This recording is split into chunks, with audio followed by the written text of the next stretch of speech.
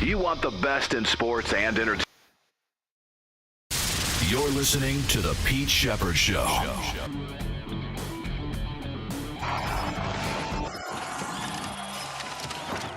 it's good to be back. All back. Bregman, deep center. Touch it all time. A 3-run home run. Alex Bregman, the Red Sox have 10. Bases loaded. Castellanos, the batter. Phillies and the Dodgers tied at 2. Oh, and that yeah. ball is crushed deep to left field. It is gone! Grand slam, Nick Castellanos.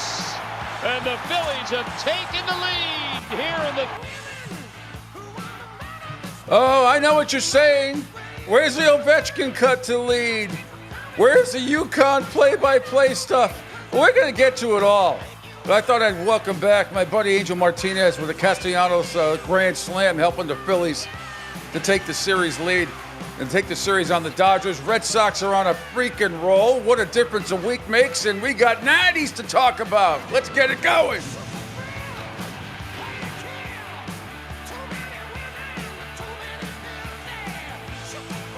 Wow, what a weekend in sports. It was absolutely amazing. Congratulations to the Lady Huskies of UConn. Unbelievable. 12th national title for Gino Auriemma. We're going to have all the audio and video for you. An exciting weekend for the men's in college basketball. One of the most unbelievable finishes down the stretch that I can remember in my lifetime. The Houston Cougars and Duke could not get out of its own way. A lot of it has to do with Houston. Cooper Flagg missing a shot in real crunch time. Everybody's bitching and moaning about a questionable foul call. Forget that. That was when you can't score you scored 2 points in the last 10 minutes of the game, you got issues. But congratulations to Houston. The Florida Gators, they come from behind again late and beat Auburn on Saturday as well, 79-73, setting up a Florida-Houston championship game tonight. We got so much to talk about. Celtics are on a roll. Red Sox on a roll. Phillies are on a roll. Angel Martinez just rolled in from covering the Final Four in Tampa with the ladies. And I'm sure he's got some stories to tell, an absolutely incredible atmosphere. We've even got some NFL news to tell you about as well. So we got a lot to get to today. Mick Colagio will join me at 8:30. We'll get his perspective on Alex Ovechkin surpassing Wayne Gretzky yesterday, even though they lost 4-1. Interesting exchange in hockey between Brad Marchand and Paul Bissonnette, always a good time. But man, oh man, let's get right to it. Before we get into the baseball, we got to start with Angel Martinez coming back from Tampa, and what an absolute great, dominating win. I'm not surprised they clobbered this team in South Carolina earlier this year. I don't know why people forgot about that. Not that one regular season game means anything, but when you end a gazillion home winning streak like they did in South Carolina. And they won. I think they won that game by 25. This one they won. They clobbered them by what, 27 or 23?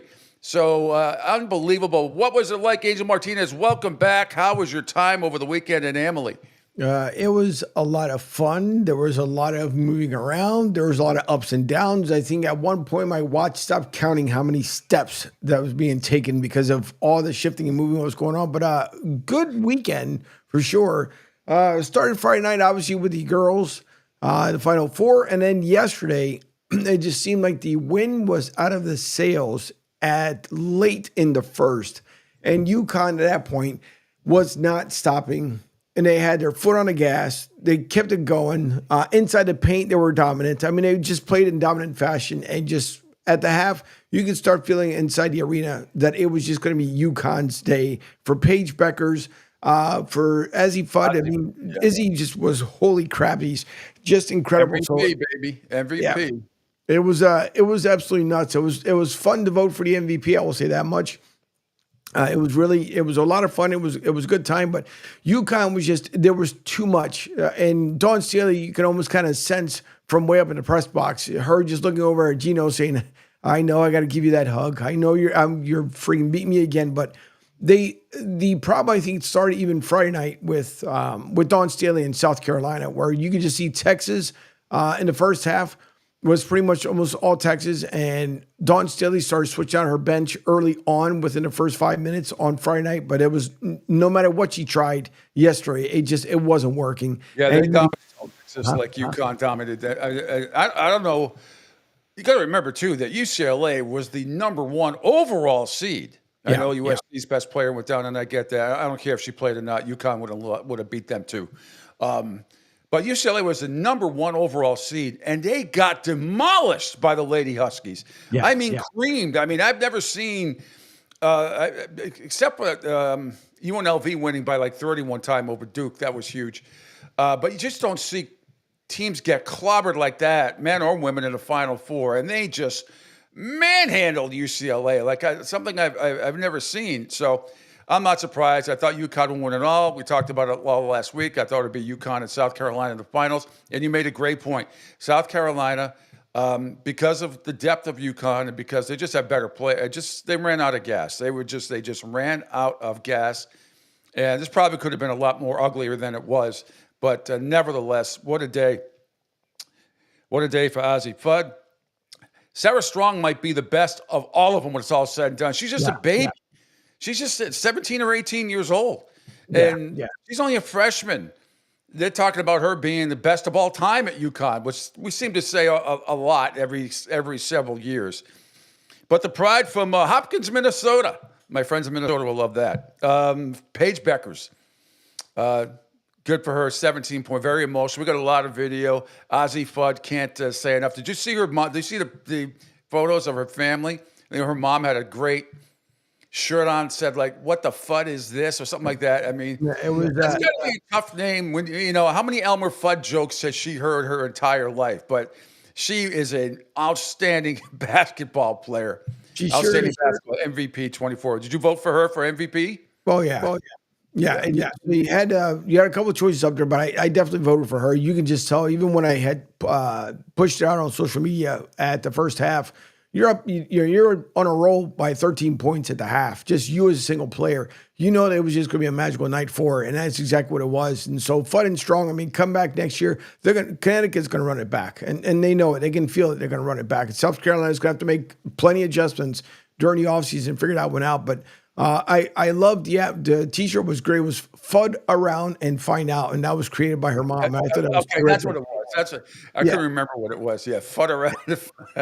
And then there was this other little great marketing. I wonder if talking about name, image, and likeness, she's going to make a shitload of money off of that. Oh yeah, the way her mom did it, the way it was laid out, she's definitely going to make a lot of money off of there. And then there was this other little girl. She had to be maybe 3, 2, probably at best. And her mom was holding up a sign as the cameras went around prior to the game kicking off. And it said, "I can't read yet, but I know this sign says, 'I love Paige Beckers,'" which I thought was probably one of the better signs of the evening. So UConn fans showed up. And I mean, I told you. I told you that was going to be the case. I didn't expect a lot of UCLA fans to show up because of the travel, all the way across the country.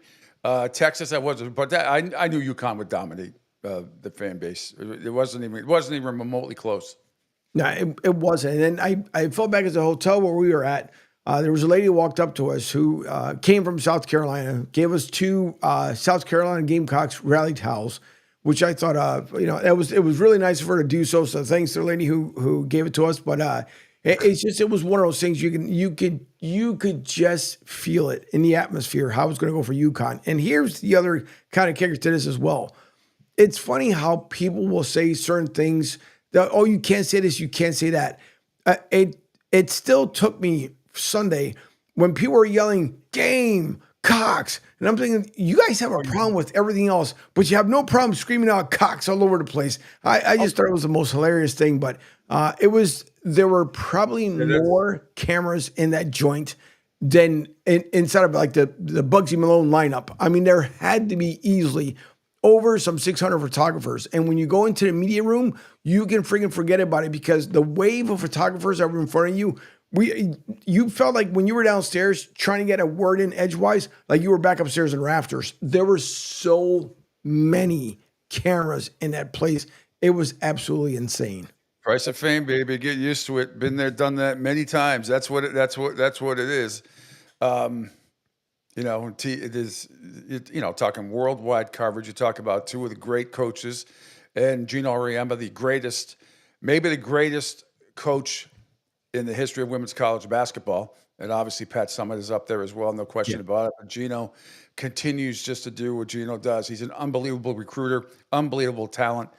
And, there's been talks. Is he the greatest coach ever in any sport? I don't know, but I think it's very hard to do that. He's certainly on that Mount Rushmore times 2 of great coaches of all time. There's no in any sport. It's no doubt about it. Yeah. All right, Angel. First, I want to get to Paige Beckers here. If we could scroll down, I want to play as much video as I can today. It's under NCAA March Madness. Paige Beckers, and she says, "I hope my legacy." That is the headline right there. Yes, thank you. This is Paige Beckers. 17 points yesterday in UConn's dominating win over South Carolina. Into words. I don't think I can find the right words to describe this whole journey.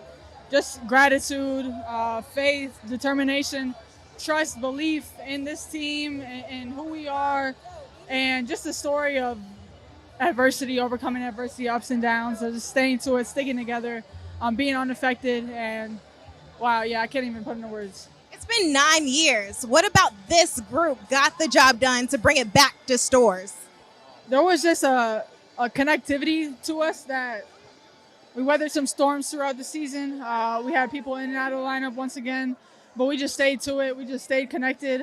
We worked so hard at practice. We did extra work in the weight room, extra work individually on the court, and just how close we were, how close we were. We let nothing affect us in a negative way, but only made us better as a team and as individuals, and a faith-inspired group that just stuck together through everything. I saw your final walk-off, and you were able to hug Coach Gino Auriemma. Just describe that relationship and what that meant to you to share that moment with him.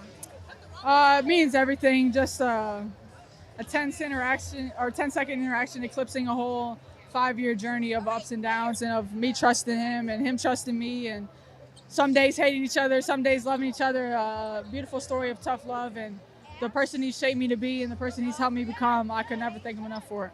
You mentioned the adversity, the ups and downs, but to leave as a champion, how would you define just the legacy you were able to create here? I mean, there's tons of legends here, but you're going to definitely go down as one of the greats. How would you define it? I hope my legacy can just be one of giving, one of being a great teammate, one of being a great leader, and just affecting everybody around me, being in a state of gratitude all the time, appreciating everybody who's here, here right now, here in Stores, everyone that's came and went, that's set the standards to what we want to be, but just to be a great teammate, a great leader, and ultimately now a winner. All right, great stuff from Paige Beckers right there. Angel, if we could scroll down just a couple more to NCAA March Madness, and said, this is Gino Auriemma in the locker room. This is one of the best we've ever had. I'll get to the story too after this. Okay. With about 29 seconds, 31 seconds left in the game, 28 seconds left in the game, and we crossed half court, and we were dribbling it out. How's that feeling? Nothing like it, right? Nothing like it. When you guys walk off the court, and Caitlin and Aubrey, Paige, and it's your last time coming off the court at UConn, and you're leaving as national champions. I mean, that's like every kid's dream. You guys helped us as coaches do what makes coaching fun, and I hope that we took you someplace and did some things with you guys that you would never dream of doing by yourself or somewhere else, that you wouldn't be able to do it somewhere else. So congrats, man. That was unbelievable. That was one of the best we've ever had. Congrats. All right, let's go. It's going to be open locker room, guys. Yay! See? One last time. Together on three. 1, 2, 3. Open locker room. And before Andrew gets to your story, just think about this for a second. UConn, you're talking about disappointments, but disappointments that so many other teams would love to have. They go back to their 111 game winning streak at the Final Four in Dallas in 2017. They lose at the buzzer in overtime in the national semis to Mississippi State. Then in 2018, 2019, 2021, and last year, they all lost in the semifinals. So they're at the Final Four all those years. They fell in the 2022 title game against South Carolina with Don Staley and missed the 2023 Final Four, the only time since the Elite Eight loss in 2007. The Huskies have not made the season's final weekend. Becker's missed, as we know, the whole 2022-23 season with that knee injury. But you think about, you know, they could have won like 5 other titles as well. They were right there on all of this stuff. But go ahead, Age. I'm sure you have a lot to say about these guys, these ladies. No, it was, I mean, Paige, first of all, and I'll get to the other story as well, as long as it'll register my brain. The way she played on Friday, continuing to Sunday, was just, I mean, again, when you know you're destined to win, it's just going to happen. She had a looked like a volleyball pass over to Fudd on Friday that went in for 3. It was absolutely insane. And then yesterday, she had what looked like old Kareem Abdul-Jabbar skyhook, but a skyhook that went basically behind her back over to Strong in for 2. It was just, she played such an incredible game. But again, the rest of the ladies coming off the bench, that bench was immaculate come to that game yesterday. But the one, and I'll bring so you can understand that one, where the trophy that coach is holding right now in his hand, the big glass ball, which comes from a WBCA.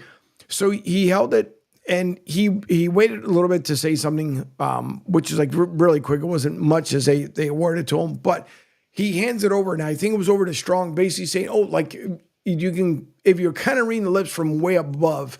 It was like, "Oh, can you hold this? Can you help me hold this?" And then he lets his fingers go, and she's standing there like, "What am I supposed to do with it?" And obviously, it wasn't to drop it, but and it didn't get dropped.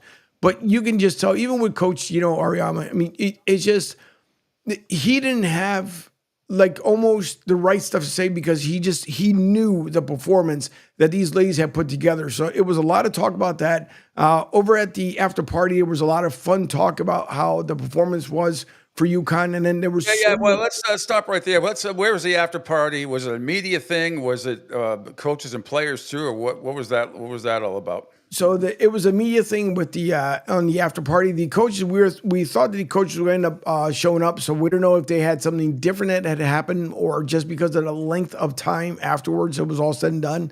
But it was a media, and I would say there was probably about 200 of us at the after party. At least when we walked away, I know there was at least about 200 of us. Could have been some people that straggled in a little bit later on.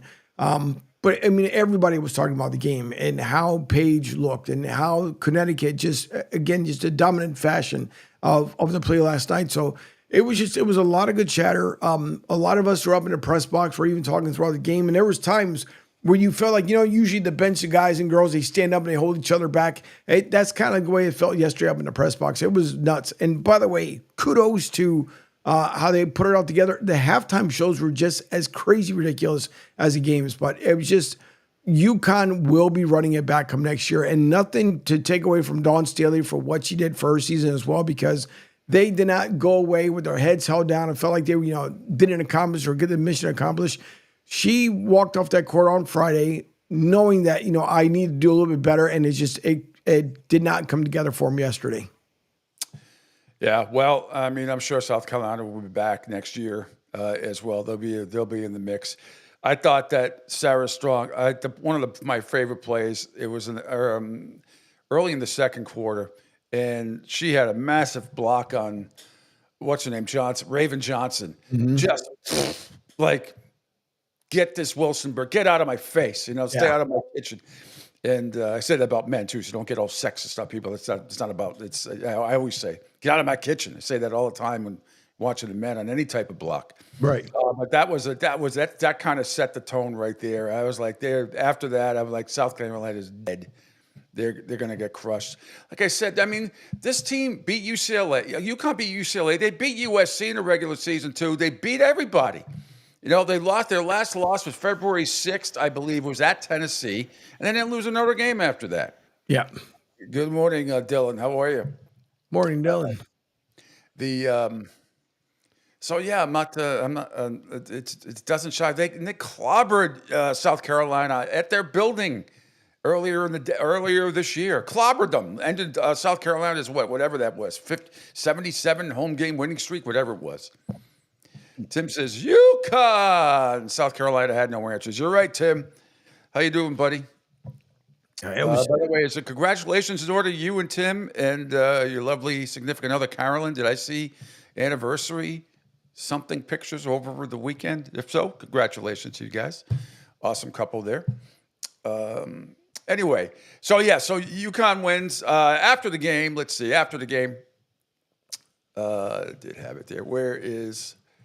Okay, after the game, here's Azzy Fudd on winning the national championship. 24 points. You were on fire in this game. How did that feel when everything started going down?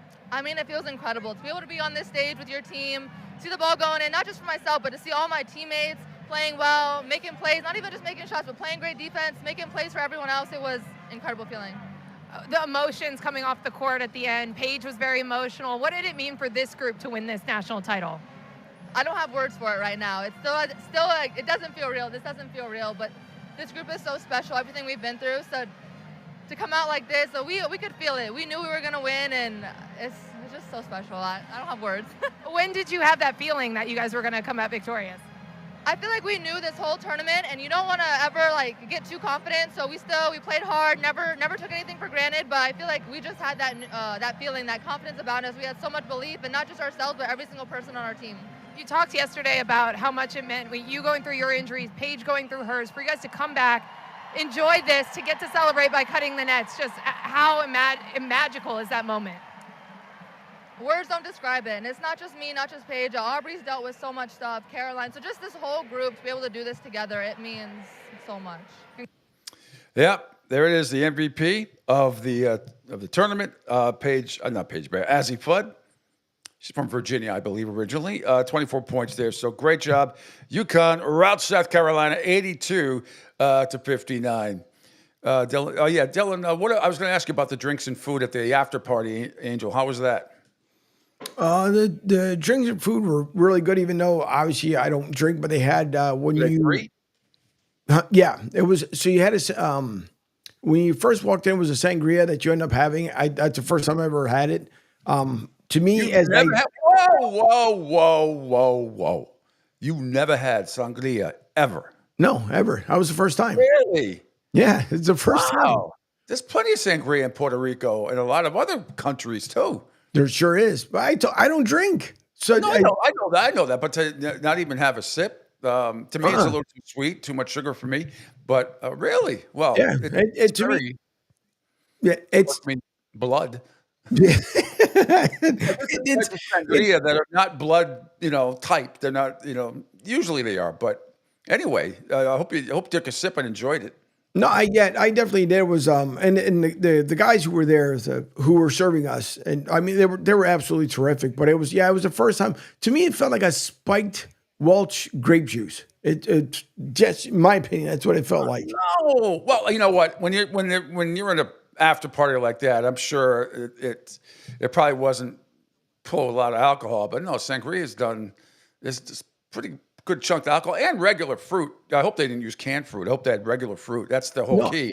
Peaches, and whatever you want to put in it. No, they did have. There was fresh fruit in a glass, which was really nice. So that was good. But we had Cuban sandwiches. We had empanadas. We had bacon covered scallops. There was a stuffed. What was it, like a stuffed potato? It was basically a potato, and it was stuffed, but like the real miniature version. There was I would say about 7 different things that were there, and that was from the Colomb restaurant that's there locally in Tampa. Mm-hmm. But I mean, the food was great. The atmosphere was absolutely terrific. I thought it was really nice the way they did it, and it was right there at the historic city center, right next to the restaurant itself. So it was the first time that we had stepped inside that place, and some other folks that are here locally in Tampa as well. They were talking about like they've never been in there, but the food was absolutely terrific. Like I said, the service it was great. I felt bad for it now that it's all said and done. The one waiter I felt bad for, because to do a balancing act on a tray, it's tough. Let's keep it freaking completely realistic. Well, apparently there was a group of 4 that walked in, and I said to my lovely wife, maybe it was one of those things where they just happened to grab it at the wrong ends of the tray. But as soon as they removed one end and the other, it would wobble, and then, yeah, it was everywhere. Damn.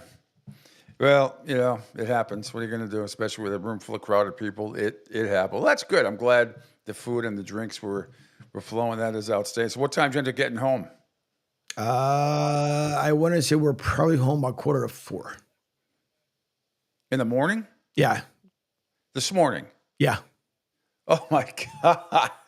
Jesus. Hence why I am absolutely exhausted. But yes, about 3:45. Because you figured Friday night we didn't get home till close to 3 in the morning. And that was just because of the 2 late games and then everything that goes on afterwards. So yeah, I am on automatic pilot at the moment, and I'm pretty sure the plane is going to go down. Not that anybody's up in the air, but we'll be out of here by 9 o'clock today. We'll not get to as much as possible. I want to get to the men before we go to the break.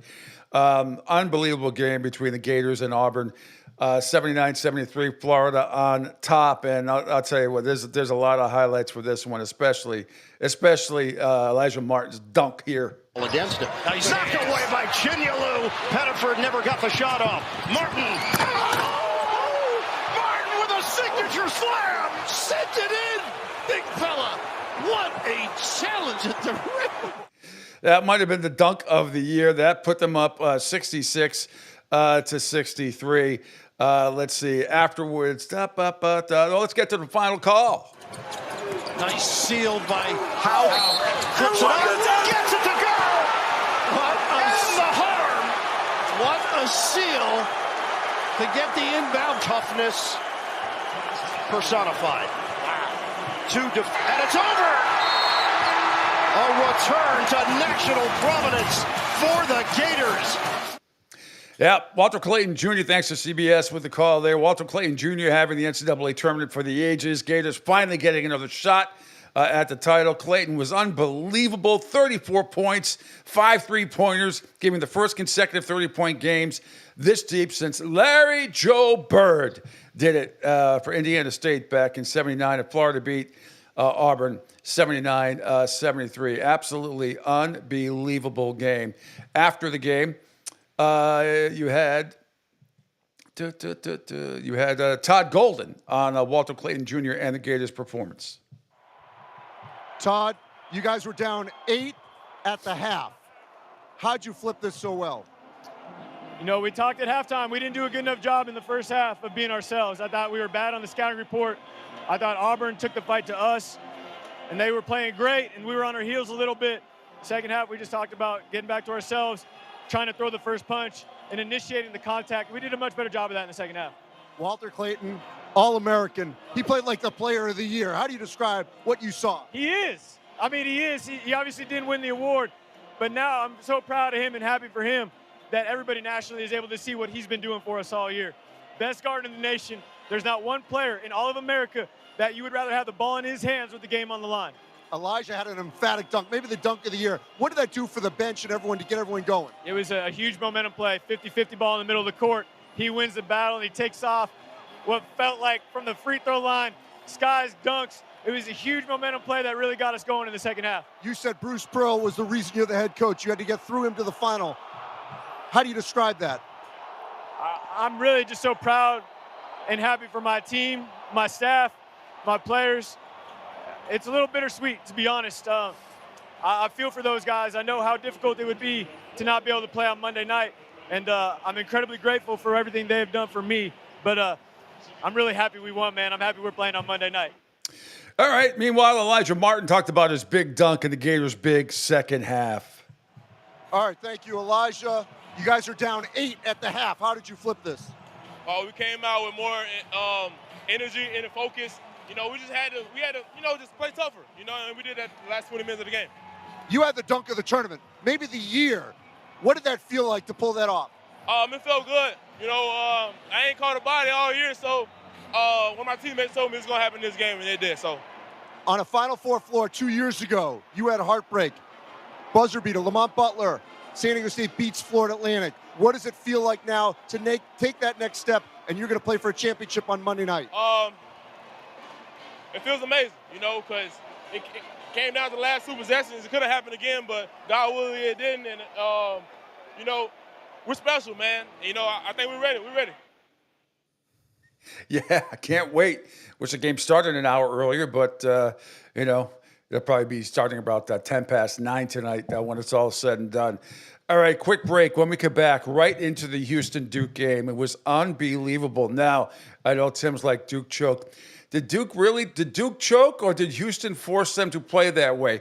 See, there's choking, and maybe, I think, you want to talk about Cooper Flagg missing that fadeaway. He had a decent look that would have put Duke up late, really late, with a few seconds to go, or like 20-something seconds to go.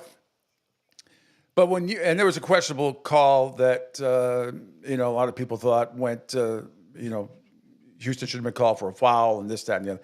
Look, when you go 10 minutes, 10 minutes and 2 seconds and only have 2 points, there's choking, and then you got to start giving credit to the Houston Cougars and Kelvin Sampson's defense. I think it was much more about that than Duke choking. Yes, I think Cooper should have made that shot at the end. I was stunned when he didn't, but you got to give it up for Kelvin Sampson. I told you before last week, I said, watch this contrast in styles. This wasn't going to be a gimme game for Duke. Now, I thought they would win, don't get me wrong. But you blow a double-digit lead with you're up by, 9 with a couple minutes to go. I mean, we've seen this story before throughout the tournament. We'll get into all the highlights. Quick break. When we come back, we break down Houston and Duke and preview Houston and Florida coming up tonight for the Natty, for the NCAA March Madness men's division. All that. And some baseball news to tell you about, some NFL news to tell you about, and a whole lot more coming up on the Pete Sheppard Show here. Alex Ovechkin surpasses Wayne Gretzky, gets some emotional video there as well. All part of the Pete Sheppard Show here on the Coastal Sports Network. Hi, folks. This is Gerard Moynihan of Moynihan Lumber, and I would like you to know that our company has been selling Anderson windows for over 60 years. See the complete line of Anderson windows at any of our 3 locations in North Reading, Beverly, or in Plastown, New Hampshire, or at MoynihanLumber.com. Hey, everybody. It's Pete Sheppard from the Coastal Sports Network. Want to tell you about my good friend Lou DiMuzio and his company. Lou is the president and founder of Ace Technology Advisors. They're big-time tech specialists. At ATA, they're able to craft, implement, and manage the best and most appropriate solution for your business. They leverage their industry-leading experience and their portfolio of technology partners to improve your best practices and infrastructure. So you can get a hold of them at 888-599-4223. That's 888-599-4223. Check them out on their webpage, www.acetechadvisors.com. That's www.acetechadvisors.com. Or you can email them sales@acetechadvisors.com. Check out my friend Lou DiMuzio and Ace Technology Advisors. Adopt US Kids presents What to Expect When You're Expecting. A teenager. Learning the lingo. Today I'm going to help parents translate teen slang. Now, when a teen says something is on fleek, it's exactly like saying, that's rad. It simply means that something is awesome or cool. Another one is totes. It's exactly like saying totally, just shorter. As in, I totes love going to the mall with Becca. Another word you might hear is jelly. Jelly is a shorter, better way to say jealous. As in, Chloe, I am like so jelly of your unicorn phone case. You don't have to speak teen to be a perfect parent. Thousands of teens in foster care will think you're, rad just the same. To learn more, visit adoptuskids.org. A public service announcement brought to you by the U.S. Department of Health and Human Services, Adopt U.S. Kids, and the Ad Council. This is the story of a very special woman. In a matter of seconds, she turned herself into a great mathematician or an entrepreneur. Her knowledge was limitless and still is. She could also make monsters disappear, especially those that lurked in the shadows under the bed. Once, this woman put back together a teenage girl's broken heart, which had been shattered in 1,000 pieces, just by giving her a bear hug. She masqueraded as a regular person at work. but as a superhero at home. Everyone knows her as Gabriella. I still call her Mom. Your hero needs you now, and AARP is here to help.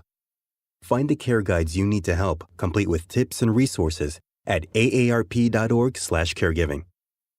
A public service announcement brought to you by AARP and the Ad Council. Hey, Dad, your prescription will be ready in just a minute. Hey, Dad, your laundry will be ready in just a minute. Dad, your lunch will be ready in just a minute. Hey, honey, why don't you take a minute? When you help care for a loved one, you give them as much time as you can, making sure they're safe and comfortable. But it's just as important that you take some time for yourself. At AARP, we can help with information and useful tips on how you can maintain a healthy life balance, care for your own physical and mental well-being, and manage the challenges of caring for a loved one. Because the better care you take of yourself, the better care you can provide for your loved one. Thanks, Dad. Thank you. You're there for them. We're here for you.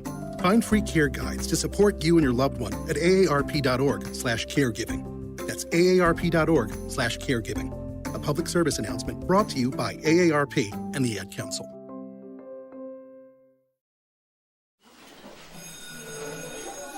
All right, class, let's hear what everyone did this weekend. Jill? Well, I raised my older sister to a big oak tree. It was at least 100 years old. My mom said I must have set a record or something. And then we went down by a stream and perched up on this huge rock and saw all of these little minnows swimming around way below us. And then I rescued my little brother from an evil slug king who was guarding him in the bush fortress. And my sister and I brought him back to our super twig fort for safety. And then we all laid out and told stories until it got dark. And the Big Dipper led us all the way home. Wow. Awesome. Where were you, Jill? Yeah. We went to the forest. It's not that far away. Anyone want to come this weekend? Ask your parents to take you and your friends to the forest this week and find the fun, adventurous you. It's closer than you think. Check out discovertheforest.org.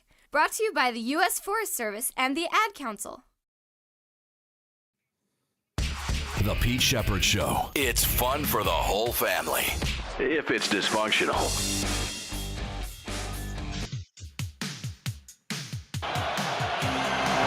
No good. Flag got his hand on it. Flag over the top. It is. And now it's going to be 1-1 for Houston. Tie game. This one's for the lead. It's good. The nickel. 15 seconds left. Now it's Flag. Makes his move. Flag. Back in. Flag. Short. Rebounded by Houston. Got a foul. 3.4. Damage. Long one. James. Knocked away. Knipple. Back outside. Proctor tosses it up. It's no good. The dream remains alive for the Houston Cougars. Wow, unbelievable game. Great call from CBS. Houston down 14 points in the final 8 minutes. What an incredible comeback and erase Cooper Flag and Duke's title hopes. Stun Duke 70-67 in the nightcap on Saturday night. Boy, that was something else. Joseph Tugelich, 4 blocks. People are calling it like an amoeba-like defense that they had. Smothered everything, absolutely everything. So that's why I think, Tim was talking about choking. I mean, there's a fine line between choking. 1986, the Red Sox choked. Okay, when you have 2 outs and you're 1 out away from the World Series and nobody on base and you lose to the Mets and the ball going through Buckner's legs was just the icing on the cake because the game was lost before that. That's choking to me. That's a choke. That's a choke. Trust me, as a Boston fan, as many championships as I've had lately, I know choking. 78 Red Sox, up 14 and a half games, Tim, on the Yankees, 78, and lose the play. That's choking. I mean, you want to talk about Cooper Flagg not making that shot? I guess sort of a choke job. I don't know. I just think you got to be wary. You got to give a ton of applause to Houston's defense and how they played. I mean, it was like Smother City. Yeah, crazy stuff. Yeah, I want to real quick. I want to get back to Dylan because he had a question. He was saying it's going to be hard to believe that USF will be hosting UConn in South Carolina in Tampa next year. Angel, what do you think that what says about USF as a program and the respect they garner? Listen, there was a lot of folks talking about USF. There was a lot of folks talking about Coach Fernandez and the amazing job that they have done, along with a couple other ones that work for USF as well. USF is a very, very elite program, and they're really trying to get back and out of the AAC and get into a better division. And I think it'll be there in a couple of years, so we'll definitely get there. But to be able to host both of these teams shows the amount of respect and the level of competition that USF is bringing. So, Dylan, I would expect nonetheless when it comes to that, because I think for USF, they are really, really going places, and it shows, especially with a lot of the media people that were there, as they were talking about the different universities. USF is one of those that are becoming an elite program, and it's nice to see that they're getting the amount of respect that they have. So yeah, I would. It's going to be next basketball season for the women's and for the men as well, because obviously with the new head coach coming into town, it's going to be. I think it'll just supersede what was done this season. Yeah, I think they're going places as well. But you got to remember, that change of conference, I think that's almost going to be impossible. And the reason why is because of football. Now, they're redoing that. They're renovating, an awesome renovation project going on over there, right, for the football team. And I think it'll be very difficult for anybody to get out of that conference because the football team is, look, I mean, they gave Alabama all they can handle the last 2 years as well. They really did. And with the renovation and being able to recruit, right? I mean, it's going to be tough for them to get out of that conference for now anyway. Remember, football is king. Football is king. And unless you're like Notre Dame and can sort of pick and choose your conferences ridiculously in certain sports and everything else, you're kind of like, I mean, where's the USF going to go? They're going to go to the ACC? No. Not right now anyway. I'm not saying it can't happen. We know we know there's a lot of things that can happen. But for now, they might be better off staying there. It doesn't matter what conference. They're playing, okay, maybe the AAC for the women is not as top-notch as some of the other, but they have an unbelievable out-of-conference schedule, which is great, which helps them immensely. And I'm wondering, are they going to play UConn and South Carolina at Amalie, or are they going to play probably the Yingling Center at home? And which is that gym for the men and women is and you've been there many times, is one of the best in the country. I mean, it is tough to win in that building. It is very tough. But no, they're going to be there at the Yingling Center come next year. And the new stadium that will be completed in 2027, it's definitely going to bring a lot of folks in, which is going to be nice. But also, I gave $2 yesterday so they can move the division. So hopefully the $2 will help them move to another conference. Yeah, I saw that. Well, we'll cross that bridge when we come for it. Right now, they're an up-and-coming program, there's no question. And the fact that they've already got UConn and South Carolina on their schedule next year, which I'm guarantee will be nationally televised, and it'll be phenomenal. Angel, if we could scroll down, and it's a ways, it's actually under your pictures, or under Ryan McIntyre. It's Kelvin Sampson with Tracy Wolf right after they won. This was a great speech that he made. Yeah, that's it right there. All right. Head coach of the Cougars. I feel like, what was that friggin' Go Cougars? Well, thanks a lot, Coach. You came over and you said, heck of a game. 11-1 run to end this. How would you describe the resiliency of your team down the stretch there? You know, no one ever loses at anything as long as you don't quit. Now, when you quit, then I don't care if you've lost. Our thing in our timeouts, we've been here before. It's not like we were down 20. It's not like we were playing great. We felt like if we could get it close enough to put some game pressure on them, then something good could happen. But all the credit, all the glory goes to God, and all the credit goes to these unbelievable young men I get to coach. I'm so blessed I get to coach these kids. You talk about these kids. You've talked all season long about the experience factor. A guy like this, Juwan, what they did down the stretch, how lucky is it to have these guys on your team in these moments? Well, it's lucky to have them, but it's not lucky that they do what they do, because that's work. They trust their work. They trust their teammates. You know, I hear what people say. You know, Duke this, Duke that. Duke's great. John Shire is awesome. But don't sleep on Houston. Don't sleep on Houston. We weren't 34-4 playing in the Toy Poodle League. We were 19-1 in the Big 12. Playing in the Big 12 helped us. Shout out to my Big 12 brethren, Coach Brett Yormark, and all the great coaches in the Big 12.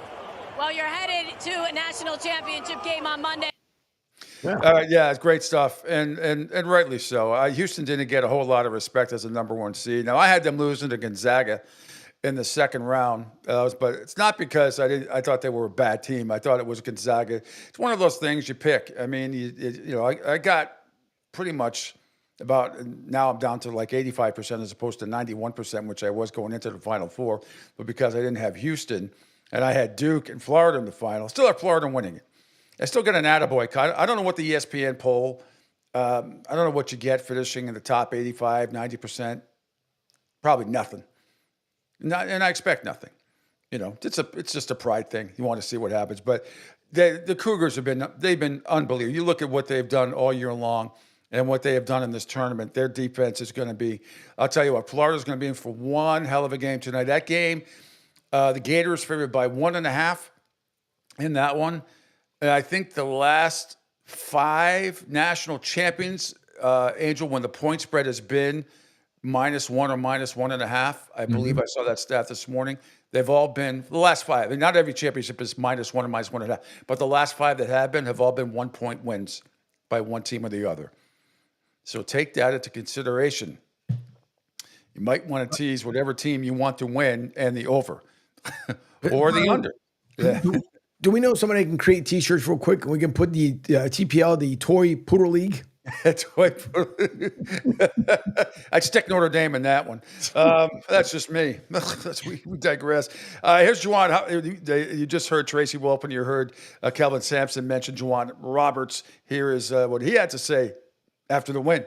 There's no more Houston player on this roster than you, and you were at the free throw line to give your team the lead. You hit one. You were telling everyone, settle down. Then you hit the second. How were you able to stay in the moment at that moment? Just trusting my work. You know, I shoot 150 free throws every day before I finish practice. And I have a manager with me or either a coach that shoots with me every day until I make 150. So being in this moment, you know, I feel like I was ready for it. I was built for it. And I try not to get sidetracked by everything. So just trusting in my work and believing. Do you know how exhausting it is to shoot 150 straight free throws? Think about shooting 20 straight free throws. 150. Well, I'm sure he's not alone. I'm sure he's not alone. I'm sure a lot of kids do that. A lot of the pros, maybe some of them should do it more. Do 100. And do you know how exhausting that is? Yeah. Well, also, if you kind of somewhat put his perspective, you know, it's two different sports. Who was your defensive back there for the Patriots against Seattle, where Seattle could have gone back to back? And Butler. Yeah. Malcolm Butler. Yeah. You look at it the same exact way, right? He talked about all season long how it didn't work, and then when he needed to step up, what did he do? Took it away from Seattle. Well, yeah, because it didn't work in practice, and he got yelled at. It was as I've seen the film, and it's the exact same play. It didn't work right in practice. He knew he had to just make a small adjustment, and he did, and there you have it. Cooper Flagg, speaking of having it but not having it when they really needed it down the stretch, mostly because of Houston's defense. But Cooper Flagg reflects on his freshman year as a Blue Devil. Yeah, I mean, it was an incredible season. Incredible people, incredible relationships that I'm going to have for the rest of my life. Didn't end the way we wanted it to, but still an incredible year. All right, Angel, if we could scroll down, it's 2 under the show, right under Brad Marchand. It's CBS Sports College Basketball, and the guys like John Rothstein and company talk about what a devastating loss this was for Duke. CBS Sports Network here. And, here we go. A 45-game winning streak. But you start to ask yourself right now, if you're a Duke fan or if you're just somebody who covers the sport, when is Duke going to be in this position again? I'm not saying they're not going to get back here, but you have a 9-point lead with 3 minutes to go, and you have a generational talent like Cooper Flagg on your roster. This is a brutal loss for Duke, and is an incredible win for Houston, who again reiterates that culture is greater than talent. Gary? Yes, Stowe, for Duke, this is a tough one. They're the best team in the country according to the predictive metrics. They are one of the very best teams of the past 3 decades, according to KenPom. They've got the best player in the country, and they're up 14 with 8:03 to go. You have to win that game. You have to close that out. Obviously, the story is Houston, and we got a lot of time to talk about them in advance of Monday's national title game. But every coach I know who's been in this a long time, like Lapp said earlier, has a loss that they carry around with them, and it hurts hard. And this is going to be one of those for John Shire. Let me be clear. He will be back here. Yeah. I promise you he will be back on this stage, and I bet you he goes further. He's a young man with a bright future, but this is a tough night. That was my same sentiments, but for Tyrese Proctor, after missing that, free throw, I'm like, man, as a player, those are the free throws that you practice, that hey, game is on the line. I just need to make one to put our team ahead. So I feel for him. On the other side, though, for Houston, the last 10 minutes of this game looked like Houston. It looked like their DNA, their style. Yeah. This is how they've won games down the stretch. They make it ugly. It's a benefit to them. They got on the boards. Offensive rebounds, 19 second chance points because of Roberts, because of Tugler. I'm surprised in how they won. I'm sorry, I'm not surprised in how they won. But if you looked at the numbers, 10 minutes left, you're like, there's no way. But in how they did it, it's how they've been doing it, Brent. All right, yeah, there's no question about it. And you can't blame, down the stretch, the Blue Devils had a chance. Second to last attempt during the game, and where they were 1 for 9, I believe, down the stretch. Cooper Flagg had that little fadeaway jumper in the paint, but Juwan Roberts was awesome, kind of disrupted it just a tad, just that much.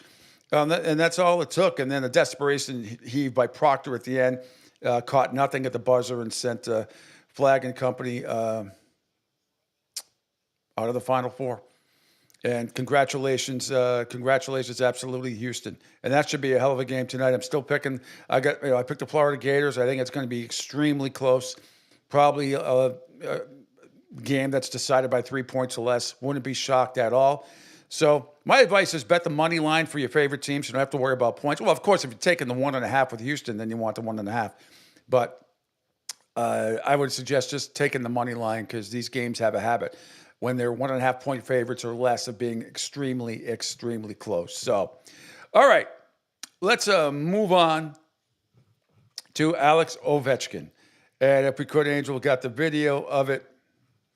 You got to scroll down just a little bit, and it's under NHL. Alex Ovechkin, the greatest goal scorer in NHL history. It's down there right before your pictures. Not that one. Yeah. Yep, that. In case you missed it yesterday, here's what happened. Back into his own zone there.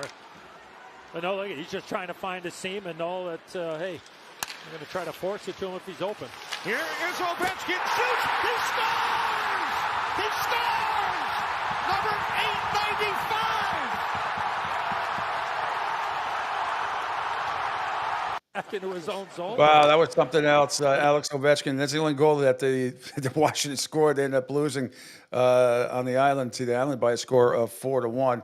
And if we could scroll up, Angel, to ESPN about they stopped the game for about 10, 15 minutes. And Wayne Gretzky on the ESPN said, I'd be the first one to shake your hand. And he absolutely was. There it is.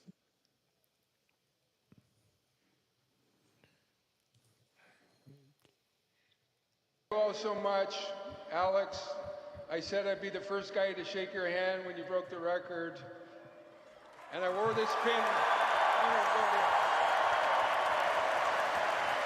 And one last thing before Alex speaks. One of the great things about my setting the record, Colleen Howe bought my wife a beautiful gift and a wonderful note. And we know how the legacy of hockey passes down, but so does it with the families and the wives. So my wife has something very beautiful for his lovely wife that we want to pass on. But Mr. Leonis, congratulations. And when I set the record, they bought me a Rolls Royce. So you got your work cut out. And thank you all right, so great much. stuff there by Wayne Gretzky. We'll try and find some more video a little bit later on. All right, now right under the show, Angel, too. So long we're just doing a little hockey thing. Then when we come back from the break in next hour, I will get into the Red Sox and the Phillies and how awesome both of those teams have been playing as well. So the NHL on TNT, we got Paul Bissonnette, quite the character. He's like the Charles Barkley of the NHL on TNT, like Chuck is. This is a pregame. Florida fighting for a spot, allegedly, for the top three. They go into Detroit and they lose 2-1. But this is the pregame. Shenanigans going on between Brad Marchand, who used to be with the Bruins, who lost 6-3 yesterday. Here's a little pregame, and then we'll give you a little postgame from Biz afterwards, which is even funnier. All right, here we go. Oh, it's been a while. You look a little different, Biz. Go ahead. Brad, it's Biz. Congrats on the move. I was just wondering, between your nose and five head, how long does it take to apply sunscreen to those areas? It's good. I was watching your pregame. I don't know what's going on with that bowl cut up there. You can shave the rest of your head. Ears down is what you went in there for. That's a tough one. Tough look. It's a medium fade, Brad. That's what they call that. You're not digging back it? The bowl cut. I like that. I don't mind it. They just forgot to do anything else and shave and then leave the rest. Well, thanks for noticing, Brad, and watching the program. We're a big fan of yours, of course. What have been the hardest adjustments since you moved down to Florida outside of applying all that sunscreen to those areas? There's a lot of things that you don't think of when you're in one place for a long time. Even, as simple as going into the video room and knowing where you sit and not taking someone else's seat. There's so many little things when you've been in one place for a while, but those things sort themselves out pretty quick, and it's such an incredible group. Guys are very welcoming and really want to help. And now everything's kind of second nature at this point, getting very comfortable on and off the ice. And obviously I think the on-ice stuff, sometimes you overthink it a bit. But, now that I'm kind of back in lineup, I feel much more comfortable out there and so excited to be part of such a great group. I was so impressed coming in and seeing, obviously this team had a lot of success the last few years, but when you come in and see the reasons why and the things that they do and the way they take care of themselves and train and focus so much on recovery, it's incredible, and their success hasn't happened by accident, so it's special to be part of. Marshy, it's Ace. I want to kind of talk about that a little bit. You talk about the reasons why. Is there one player that you went into that room and you thought, okay, this guy's a pretty good hockey player, but after being around them on and off the ice several days now, it's really blowing your expectations out of the water? There's so many. I think that's why they've been so good, is that every guy in this team is committed and to another level, and they push themselves. And you have all the top guys that are always in the gym first and foremost, but you have everybody else kind of leading the way in that area as well. So I've been really impressed with every single guy's work ethic. But, when you look at the top guys, some of the things they can do, I knew Barkov was great, but it's fun to watch him play. Reinhardt's patience, I underappreciated. So it's been special to watch that. And then, watching a guy like Mikkola, he's everywhere at all times, and he's an animal. And the way he closes, and he's always joining the rush, it's, you can go through the lineup. Everyone has their special talent, and then I look at like a kid like Lundell, who I thought was like 28. He's 22. When you see where he's at already in his career, it's pretty incredible. So they got a good group. Brad, Biz again here. With all the money you're saving on the no state tax paychecks, any chance you pay for a new barber of mine? I thought you were coming in with a nose job, but I don't think it'd be too expensive to fix that head, but we'll do it 2 for 1. That's a deal, buddy. That's a deal. That's our next NHL on TNT demo that we're going to do. We'll get both of you in here, bring the doctor, and we'll make it happen. Marshy, thanks so much, man. Good luck, Marshy. Thanks, guys. Appreciate it, fellas. All right, good stuff from the boys at TNT. Now, Angel, if we could scroll down again. So you got to remember that Paul Bissonnette, and most hockey people know this, he's a huge Toronto Maple Leaf fan. He's nuts about it, crazy. And, right now they're at the top of the Eastern Conference. And he thinks Florida is tanking it because they want to play Toronto in the first round. But here's Biz after the game, post-game. A lot of this is tongue-in-cheek, but nevertheless, part of it, I believe, is real. Here's Biz on he's got a tinfoil hat on. First one, there's the tinfoil hat. And you think Florida is now trying to get into the wild card because Toronto's going to win the Atlantic. Tinfoil hat is out, and you think the Panthers want the Leafs in the first round as a wild card division winner matchup. I think Boston gave up Brad Marchand for nothing. He somehow ends up in Florida, and now somehow Florida, a great team, is going to keep losing down the stretch. $49 million right now is sitting in a press box. This is an inside job. Gary Bettman needs to look into it. The great chase is over, okay?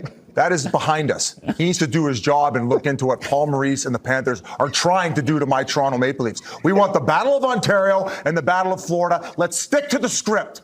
I don't want Brad Marchand in the first round. I have an update. Ottawa just won. They're now 2 points back. Winning. Ottawa just won. They're 2 points back. Crying out loud!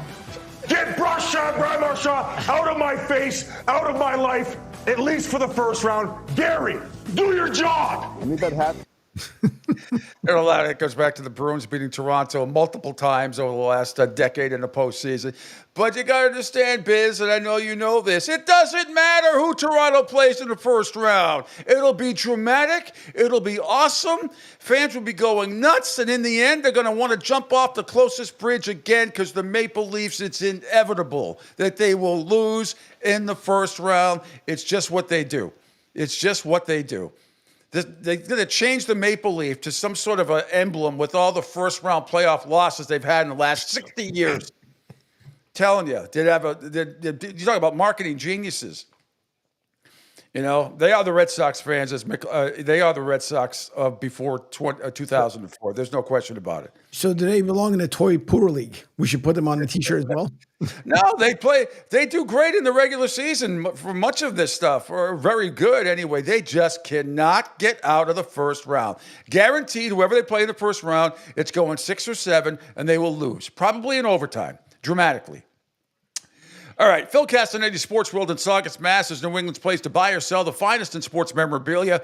For over 35 years, Sports World has offered the finest in sports collectibles. They had an unbelievable show this past weekend down there at Phil's place with Rick Wise and 3 other former 75 Red Sox players that were being honored at Fenway before opening day on Friday. So get on down to Phil Castanetti Sports World, 184 Broadway in Saugus. Call 781-233-7222 for more information. 781-233-7222 for more information. Sports World in Saugus, be there. When we come back, an MLB rundown including massive highlights for the hottest team in Major League Baseball.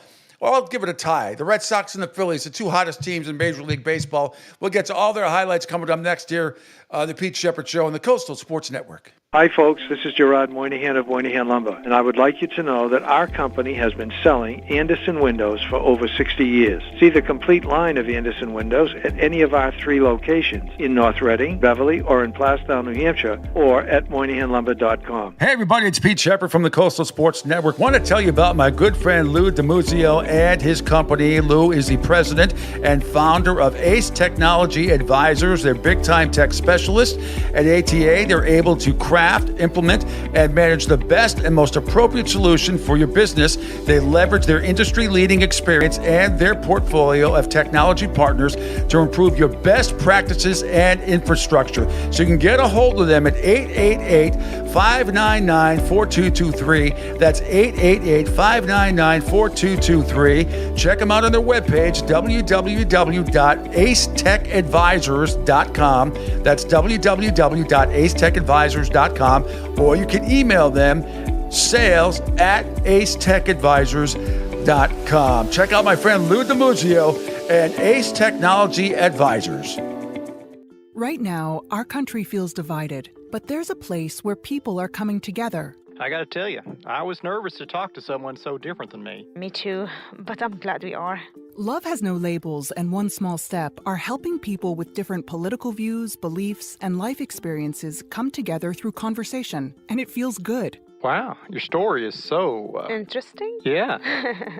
When people actually sit down, talk, and listen to one another, they can break down boundaries and connect as human beings. At lovehasnolabels.com/onesmallstep, you can listen to amazing, life-changing conversations and find simple tools to start a conversation of your own. I know one thing. This conversation gives me hope. It gives me a lot of hope, too. Take a step toward bringing our country and your community together by having the courage to start a conversation at lovehasnolabels.com/onesmallstep. A message from StoryCorps, Love Has No Labels, and the Ad Council. People do some pretty cool things in their 40s and 50s. Why should saving for retirement be any different? I mean, they go back to college, learn new instruments, start skateboarding. Whoa!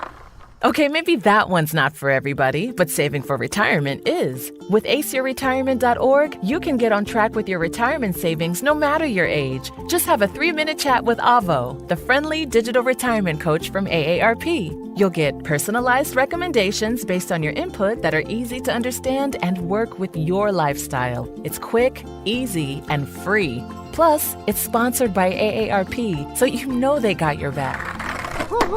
Gnarly move, Dad. Thanks, sweetie. So wherever you are in your retirement savings journey, head to aceyourretirement.org and start chatting with Avo today. That's aceyourretirement.org. A message from AARP and the Ad Council.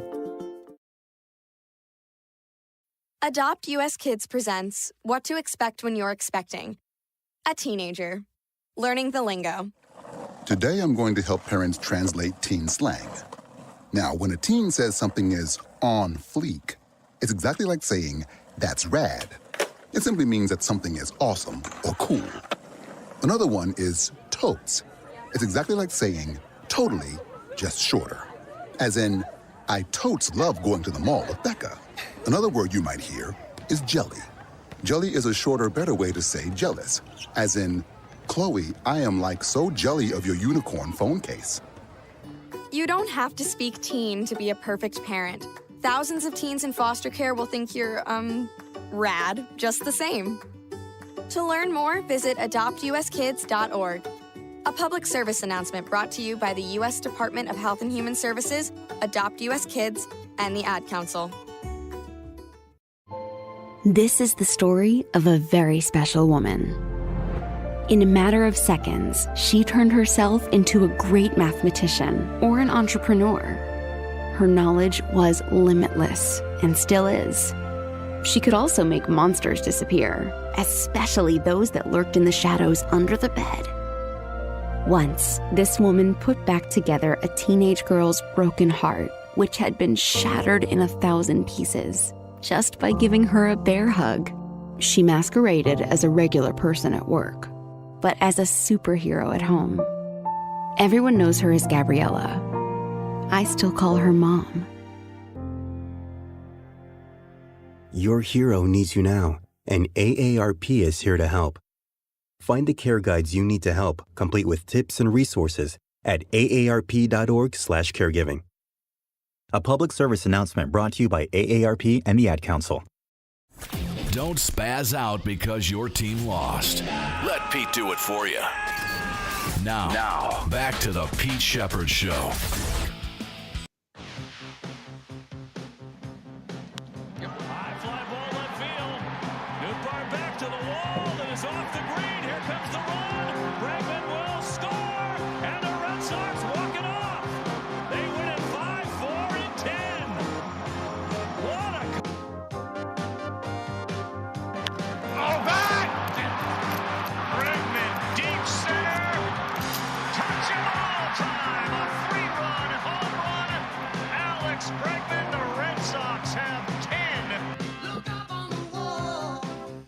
Yep.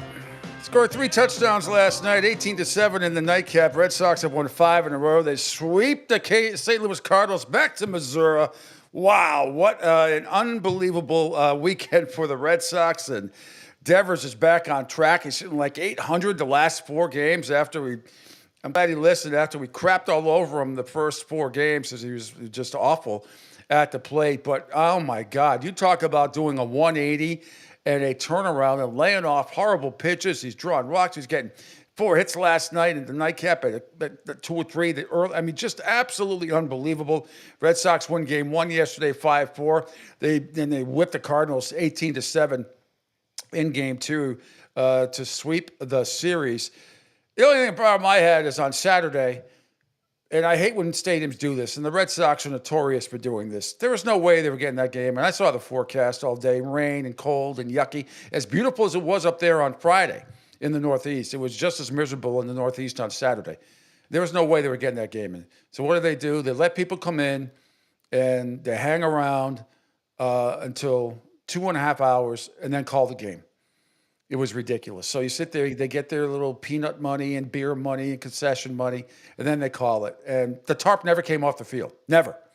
I can't stand that. But anyway, nevertheless, Red Sox just a half game behind the Yankees now already. Young season, first place in the American League East. And we'll do a full rundown coming up. But one of the great stories was in the nightcap last night. Angel, if we could scroll down a little bit, and it is under Dan Roach, my buddy at Channel 4. Well, there's a couple of plays. Here's one. Here's one. Here's some other good highlights from the game. Yeah, that right there, you just went by it. This is one play from Lear Abreu. Defensively. Make Dwight Evans proud, baby. Contreras got jammed, and he's strong enough to get that past the dive of the first baseman, Gonzalez, to third base. Abreu, big throw, in time! Wow! What an arm and what a throw by Wilyer Abreu. Contreras. Yeah, so that was unbelievable, and I know I have it somewhere, as I've tweeted it out. Where is it? It is, why would I go? How did I go by this? No, that's not it. I had yesterday an unbelievable moment. No, I guess I thought I tweeted it out. But Hunter Dobbins got the start for the Red Sox yesterday because of the double. He was flat out absolutely outstanding in the second game. He really was. And the Red Sox 18-7 win. And 5 innings pitched, gave up 8 hits, 2 earned runs, walked 2, struck out 5, but he had some pretty impressive stuff. I know he had a big lead to pitch with, but very impressive for the Red Sox yesterday. Again, they've won 5 in a row. 5 in a row. All right, let's get to some other scores going down. MLB rundown. San Diego and the Cubs with a very, very interesting finish. 2-0 pitch. Machado grounds one to short. Swanson goes to second for 1, on to first for 2. No, got away. Here comes Fernando from third. He'll score. Padres take the lead. Double play ball. Errant throw, and scoring is Fernando. The Padres take advantage of the error made. 8-7 San Diego. They trail by 4 at one point. That was a final. Don Oshillo there, my buddy. Used to be at Nesson, SDPA, with the coverage there. The Detroit White Sox game also was a thriller. That's leveled to left field by Torkelson. It is down all the way to the wall. And the Tigers behind Torque have come all the way back.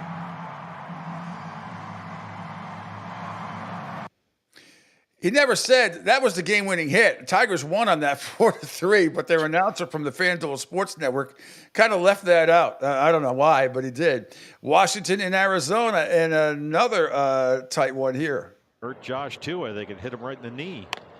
DeYoung at it again, and this is going to be trouble. It's in the corner. Bell will score. Call runs well. They're going to wave him around third. The relay from Perdomo is in time. They got him. The Diamondbacks cut down another run at home plate. Geraldo Perdomo with a strike to Jose Herrera. And that's the end of the third. 1 run scores. The other one is out of there. And Washington ends up winning the game by a score of 5-4. The Philadelphia Phillies also red hot. They took 2 of 3 from the Dodgers. But L.A. had the early lead yesterday. Dodgers are their first base runner against Sanchez. And it brings up Teoscar Hernandez. Drives this one the other way. Castellanos retreating, backpedaling. Whoa, goodbye. There's another home run for the Dodgers. Opposite field job from Teoscar Hernandez. Number 3 of the year for him. Pitch was a sinker that didn't really sink, stayed up in the zone, and Teo puts the Dodgers on the board. That's in the top of the first inning. Thanks to Spectrum Sports Center for that one, and he was not done. Dodgers trying to come back and get to 10-1. They both went the distance. Here's a shot down the line. Got a chance again. It is a fair ball and a second opposite field home run for Teoscar Hernandez. We had his best opposite field season ever last year. Hadn't seen a whole lot of that so far this season, but 2 of them in 1 game. So it's the Phillies 6 and Teoscar 3.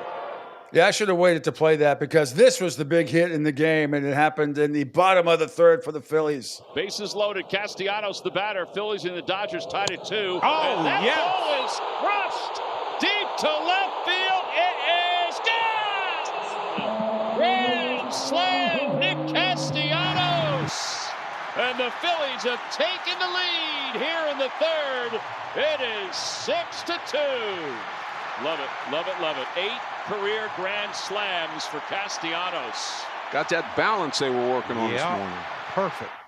And the Phillies go on to win, beat the Dodgers, take 2 out of 3, and Phillies win 8-7. Pittsburgh and the Yankees went extra innings in this one. 9th pitch of this at bat. And this will walk it off. Tommy Pham to deep left field and raise the Jolly Roger. Tommy Pham wins it. The Pirates defeat the Yankees 5-4 in 11. Now the battle in Bucks.